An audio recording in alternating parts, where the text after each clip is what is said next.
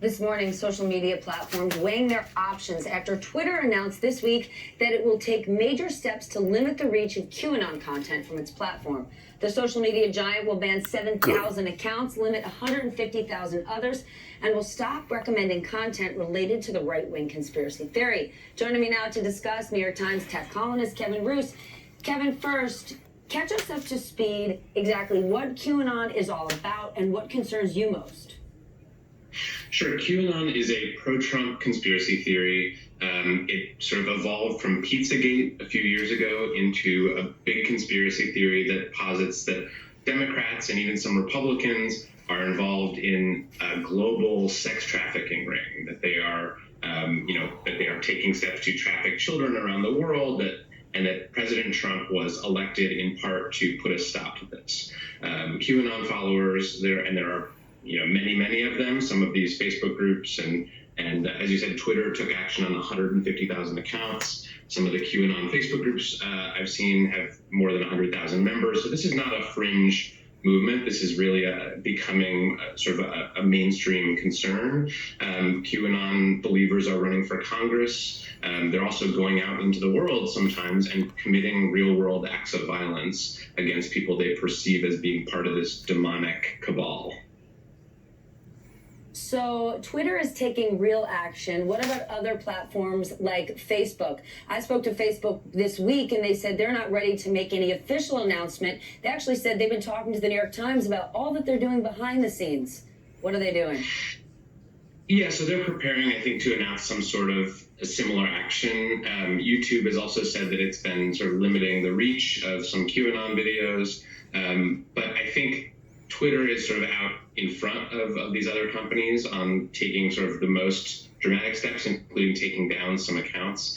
And really the reason that they're doing this is because of the behaviors of these QAnon people. It's not necessarily because of what they believe, it's because they're harassing people, they're swarming people, they are ganging up on people and flooding their Twitter mentions with accusations about this cabal, about these sex trafficking rings that they supposedly think are going on. So it's more about sort of how they're behaving on the platform than the actual content of the conspiracy theory.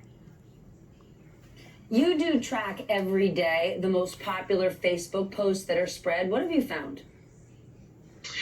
Well, I started doing this a few years ago. I have access to a tool called CrowdTangle, which is a great tool that Facebook actually owns this tool, and it allows you to kind of see the most popular posts every day on Facebook. And I just started posting these to Twitter because I thought this is sort of interesting. I don't think most people sort of know or have this view of Facebook as a whole. And so it's gotten a pretty big reaction. I've been pretty surprised by how strongly people have reacted to seeing what are the top performing posts in the U.S. They tend to be, as you can see, there are a lot of right-wing news stories on there, a lot of right-wing personalities. And I think that people are reacting to this in part because there is this narrative coming from the right that they are being silenced, that they are being censored, that they don't have a presence on platforms like Facebook. I think what this data shows is that they absolutely do.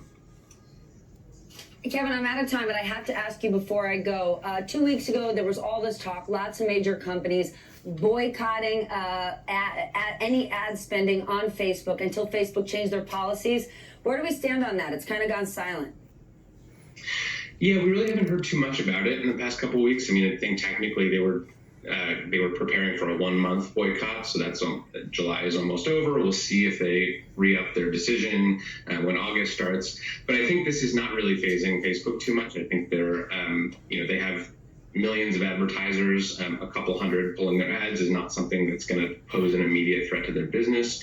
I think what is more of a threat is the potential of regulation, the potential that internal morale is sinking, and the potential that they're going to be pulled into another controversy around the 2020 election.